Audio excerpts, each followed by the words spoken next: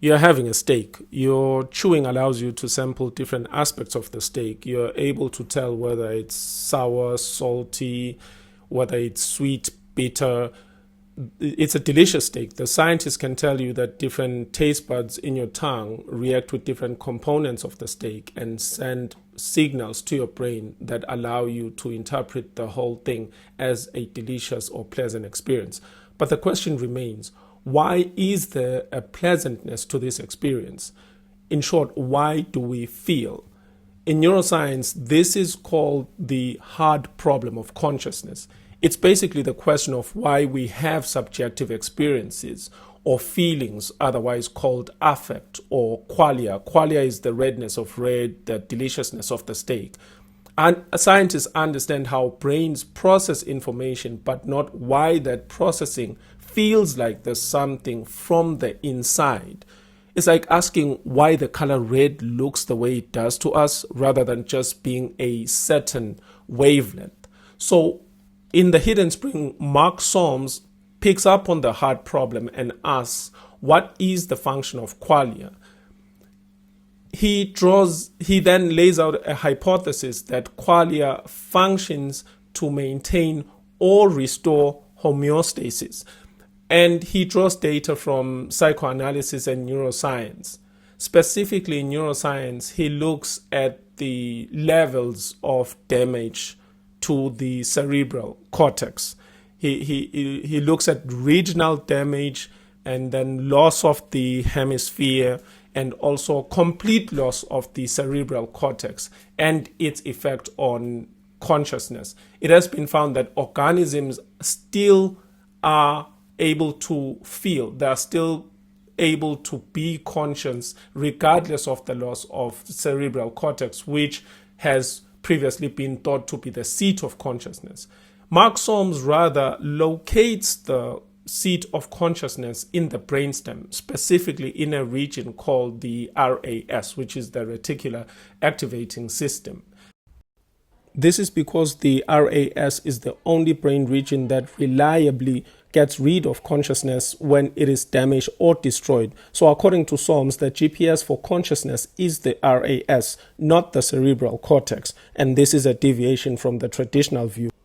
Importantly, he also draws a distinction between cognition and affect. Cognition in the cerebral cortex is mainly involved in thinking, perception, memory, and planning, whereas affect is the foundation upon which cognition is built. So how does consciousness maintain or restore homeostasis?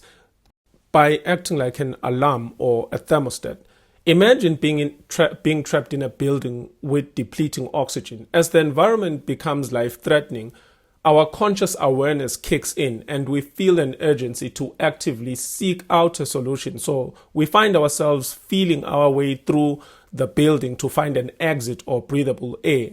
It could be a building we'd never been in prior, but because we are conscious, we can search for an exit guided by how each room feels the longer we stay in it. Consciousness is therefore crucial for adaptive behavior in challenging situations such as this.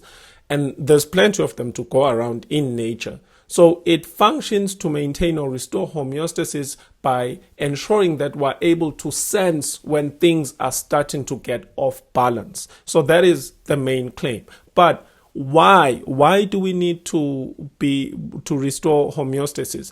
Well, in order to move towards two things: survival, number one. This is the biological imperative. Every organism is incentivized to survive in this world for some reason. Number two, we need to move towards reproduction, which is another biological imperative. We don't know why we have these instincts, but according to biology, the good in life or the purpose of life is to move towards survival and reproduction.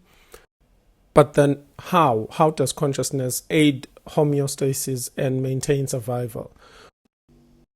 So to stay alive, your body has different needs that need to be addressed, and each of these needs come with their own associated affective or emotional states. So different needs can be put into different categories with their own emotional states. think of needs like, for example, when you're feeling sleepy, when your body needs to sleep, you will feel sleepy. When you need to reproduce, you will feel horny. When you need to be protected from danger, you will feel fear. When you need sustenance, you will feel hunger. But then how does the body prioritize which need to take care of first? All these needs will send their signals to a brain region called the PAG, which is the periqueductal gray. So the periqueductal gray is like an executor of the action, of the most favorable action. So it will weigh, taking into account the context and the affective state, and then will choose the most favorable action to address that need. And this will restore balance and homeostasis, and this will lead to increase in survival. Given the highly subjective nature of consciousness, it is felt by the subject and it is for the subject. Solms deviates from the traditional neuroscientific and behavioralist approaches by maintaining a primal focus on the subjective point of view.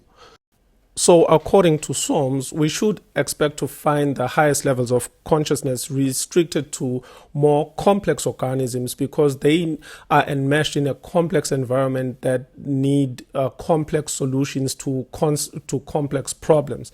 And consciousness is only restricted to a certain part of the brain called the reticular activating system, not RAC, but RAS. And also, it is highly subjective as it's for the survival of the subject, so we cannot ignore the subjective element to consciousness. We cannot study it without taking the subject into account. And lastly, consciousness is mainly made to address the needs in order to lead to adaptive behavior in organisms that find themselves in dynamic, proximal, unpredictable environments. Now, taking all of this into account, Solms posits that consciousness is rooted in biology, which means it could be reduced to the laws of physics, which means logically, by extension, it could be manufactured. So he is not of the view that there is a ghost in the machine. According to Solms, consciousness is a biological element, and it doesn't need to be biological. It can be engineered. We'll see how that goes next time. Until next time, Bloggers Musings, one book review at a time. Do we have a deal, Mr. Reagan? You know, I know this steak doesn't exist. I know that when I put it in my mouth, the Matrix is telling my brain that it is juicy and delicious.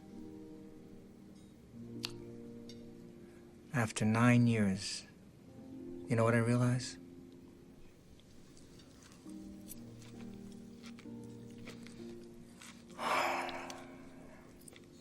Ignorance is bliss.